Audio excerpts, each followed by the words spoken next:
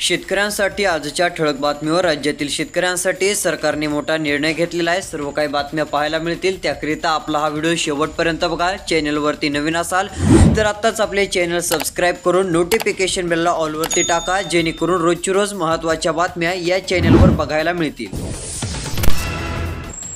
राज्यभरातील शेतकऱ्यांसाठी आली आनंदाची बातमी। कर्जमाफीचे आश्वासन पूर्ण करणार मुख्यमंत्री देवेंद्र फडणवीस यांनी शब्द दिलेला आहे। ते म्हटलेले आहेत की आता राज्यातील शेतकऱ्यांना जो शब्द दिलेला आहे ते आम्ही पूर्ण करणार असून कर्जमाफी आता केली जाणार आहे। शेतकरी मित्रांनो, कर्जमाफी व्हायला पाहिजे की नाही कमेंटमध्ये तुमचे मत आम्हाला नक्कीच सांगा।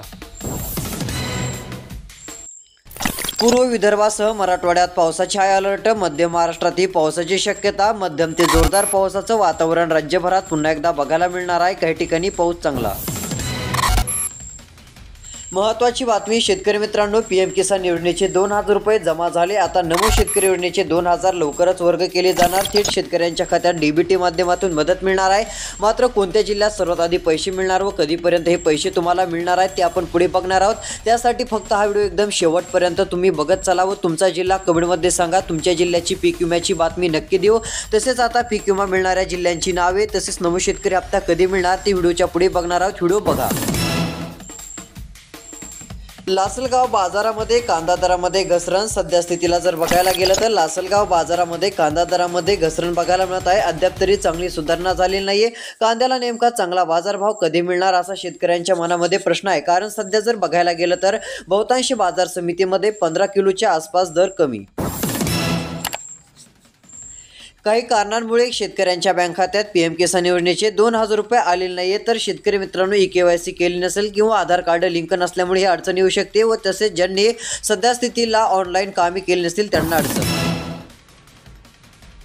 पीक विमा भरण्यासाठी पुन्हा मुदतवाढ। अहिल्यानगर जिल्ह्यामध्ये देखील शेतकऱ्यांना पुढे चालून दिलासा मिळू शकतो। ज्यांनी पीक विमा भरला नाही त्यांनी आता लवकरात लवकर भरून घ्यावा। चिंता वाढली। ऑगस्टमध्ये सरासरीपेक्षा कमी पाऊस। दमदार पावसाची प्रतीक्षेत असलेल्या शेतकऱ्यांच्या पदरी निराशा। मात्र सप्टेंबरमध्ये मुसळधार पाऊस। ब्राह्मणगव्हाण उपसा सिंचन योजनेसाठी नाबार्डकडून 263 कोटींचा निधी। अखेर शेतकऱ्यांना आता चांगला दिलासा मिळणार। आता काही शेतकऱ्यांना तसेच आता जे लोक असतील त्यांना रेशन मिळत आहे, त्यांना मिळणार नाही रेशन। ई-केवायसी करण्याची गरज। ई-केवायसी केली नाही तर वंचित राहणार। ॲग्रिस्टॅकची सक्ती ठरते अडथळा। 52% शेतकरी पीक विम्याबाहेर। सध्या स्थितीला ॲग्रिस्टॅक शेतकऱ्यांसाठी अडचण। भरारी पथकाची कारवाई। एका दुकानाला ठोकले ताळे तर तिघांना बजावला नोटिसा। बोगस बियाणे विक्रेत्यांवर आता कठोर कारवाई केली जात आहे। अतिवृष्टीचा शेतकऱ्यांना फटका। 100 हेक्टरवरील पिके धोक्यात। अक्कलकोट तालुक्यातील 2 महसूल मंडळातील शेतकऱ्यांना देखील मोठा फटका बसलेला आहे। आलेल्या मुसळधार पावसामुळे काही ठिकाणी जोरदार पाऊस झाला व शेताचे नुकसान। शेतकऱ्यांसाठी आली आनंदाची बातमी। नुकसानग्रस्त शेतकऱ्यांना दिलासा। शासनाकडून भरपाईची अखेर घोषणा झालेली असून अखेर पेपरला बातमी देखील आलेली आहे।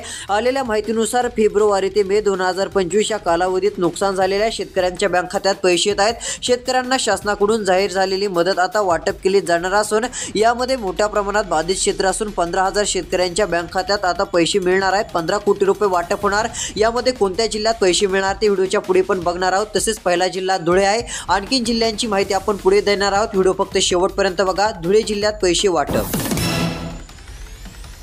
बोगस रासायनिक खत विक्री। मोठ्या रॅकेटचा पर्दाफाश। कृषी विभागाची कारवाई। 11 लाखांचा साठा जप्त। बोगस रासायनिक खत विक्री बघायला मिळत होती। मोठ्या रॅकेटचा अखेर पर्दाफाश करण्यात आलेला असून आता हे चित्र समोर आलेलं आहे। सध्या स्थितीला मोठ्या प्रमाणामध्ये शेतकऱ्यांचे नुकसान होण्याचे कारण म्हणजे बोगस बियाणे। सध्या ऑगस्ट महिन्यामध्ये पावसाचा खंड। अहिल्यानगर जिल्ह्यातील शेतकऱ्यांची चिंता वाढणार। मात्र शेतकरी मित्रांनो, काळजी करू नका। उद्यापासून व आज देखील काही भागात तुरळक भागात पावसाची शक्यता ही आपल्याला बघायला मिळू शकते।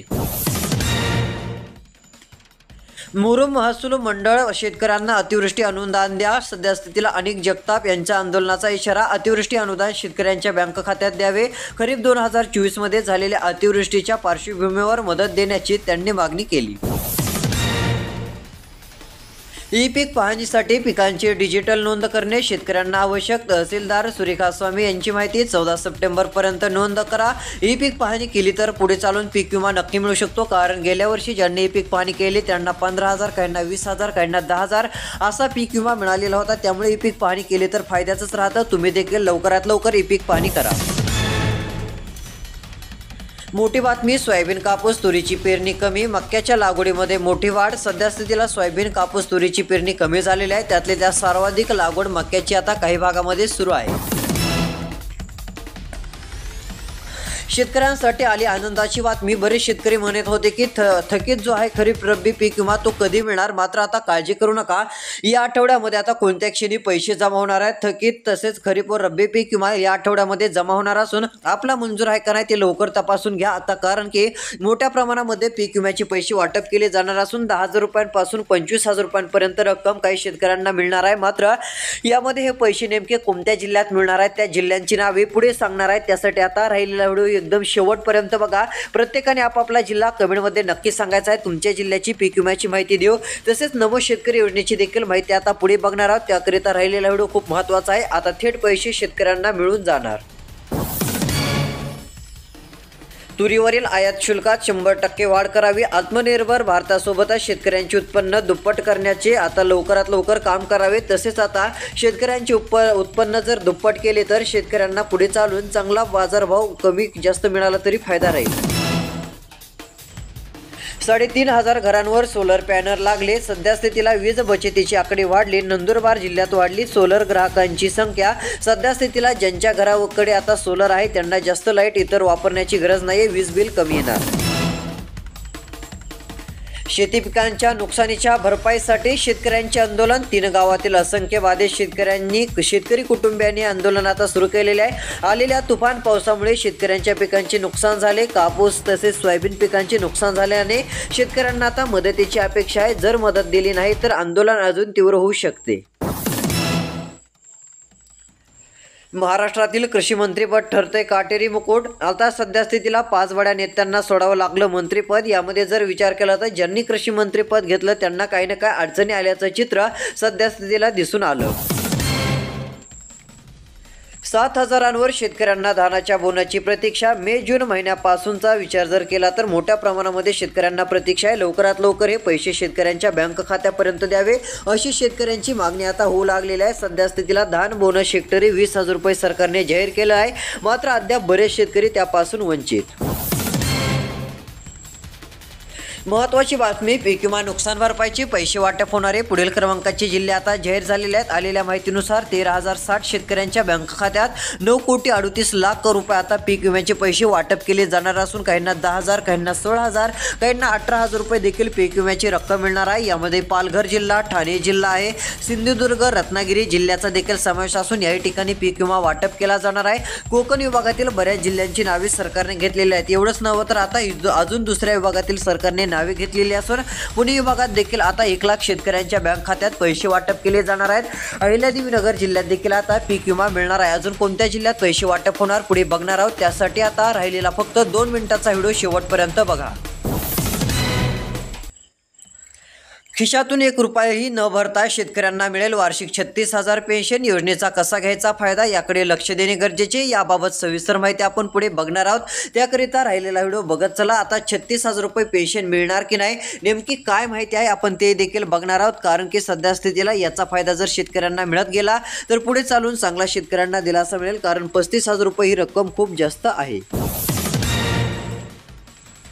महत्त्वाची बातमी आहे. पैसे भरूनही सौरपंप मिळेना. शेतकऱ्यांना सिंचनासाठी दिवसा विनामूल्य वीज उपलब्ध व्हावी या उद्देशाने ही योजना सुरू करण्यात आलेली आहे. पैसे भरूनही काहींना सौरपंप मिळेना. मात्र पंप मिळण्यास उशीर होत आहे. मात्र तो 100% मिळत आहे. त्यामुळे थोडासा थांबलेला बरं राहील. मोठी बातमी आहे शेतकऱ्यांसाठी. पीएम किसान योजनेचे मोदींच्या हस्ते 2,000 रुपये शेतकऱ्यांच्या बँक खात्यामध्ये जमा झालेले आहेत. शेतकऱ्यांनी कमेंट्स केल्या होत्या की नमो शेतकरी योजनेचे 2,000 रुपये आता नेमके कधी जमा होणार. तर ऐका शेतकरी मित्रांनो, आलेल्या माहितीनुसार जर बघायला गेलं तर आता ज्यांनी फार्मर आय डी काढली नव्हती अशांना तर पीएम किसानचे पैसे मिळाले नाही. फार्मर आय डी त्यासाठी काढणे गरजेचे आहे. मात्र आता नमो शेतकरी योजनेचा हप्ता लवकरच जाहीर होत असून शेतकऱ्यांना पाहिजे असेल तर KYC करायची आहे. असेल केलेले तर काही हरकत नाही, केली नसेल तर लवकरात लवकर करून घ्या. दुसरं काम आधार कार्ड मोबाईल नंबरशी लिंक करून ठेवा व तिसरं काम फार्मर आय डी काढून ठेवा, जेणेकरून आता नमो शेतकरी योजनेचे जसे पैसे वाटप सुरू होतील तशी रक्कम तुमच्या बँक खात्यात जमा होऊन जाईल. त्यामुळे काळजी करण्याचं कोणतंही कारण नाही. ढगफुटीचा तडाखा, अख्खं गाव पुराच्या पाण्याखाली. नुकसानीचा आढावा घेण्याचे काम सुरू. सध्या स्थितीला ढगफुटीचा तडाखा मोठ्या प्रमाणामध्ये बसलेला आहे. आलेल्या मुसळधार पावसामुळे काही राज्यांमध्ये अशा प्रकारचे वातावरण.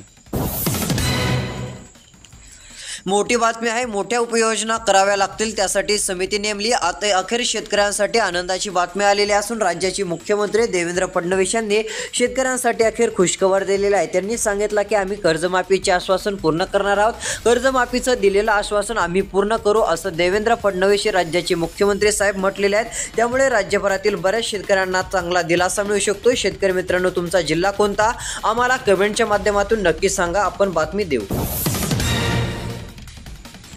देशावर पावसाचे मोठे संकट. राज्यभरासह देशभरामध्ये पावसाचे मोठे संकट बघायला मिळणार असून मध्यम ते मुसळधार पाऊस येणार आहे. तर दिनांक 16 ऑगस्टपासून तीव्र कमी दाब राज्याला धडक देणार असून राज्यात मध्यम ते मुसळधार पाऊस होण्याची शक्यता बघायला मिळणार आहे. याबाबत आता 50% अंदाज दिसून येतोय.